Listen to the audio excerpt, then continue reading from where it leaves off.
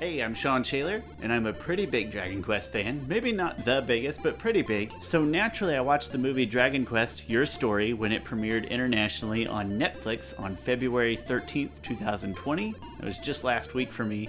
This isn't it, but it's loosely based on Dragon Quest V, and I thought that the Super Famicom game kind of sounded like a VHS, so here it is. And I personally don't worry too much about spoilers or anything like that, so I couldn't help it. I went ahead and read the reviews, and they were not great, but they didn't stop me from wanting to watch the movie on my own, of course. The reviews noted a few things like how the design is not necessarily a good reflection of Akira Toriyama's work, which is one of the biggest selling points of anything connected to Dragon Quest, and how maybe it's not quite a great idea to try to stuff such a beloved, massive, sweeping story into a single linear movie, and most importantly, maybe about how the way it ended was pretty stupid.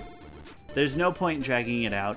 I agree with those reviews almost entirely, and in short, sadly, I do not recommend this movie. Now, I still had some fun with it. It's got kind of a campy humor that does feel like Dragon Quest, and it's rewarding to see one of my favorite games at least fairly well represented for about 3/4 of a movie. And I think if you're both a dedicated Dragon Quest fan and you don't take your entertainment media too seriously, that you might still be able to enjoy this a little bit as well. That's probably a small minority though, so despite some good feels here and there, you're probably still left at the end with a disappointing experience. If you have Netflix, a couple hours to spare, and any love for Dragon Quest or just Akira Toriyama stuff in general maybe, I still say go ahead and give it a watch. I still say it's pretty harmless, so go ahead and watch it if you want, that's fine. But generally speaking, I don't know how best to articulate my feelings in the form of ratings or anything like that, so I just have to say simply, and very sadly,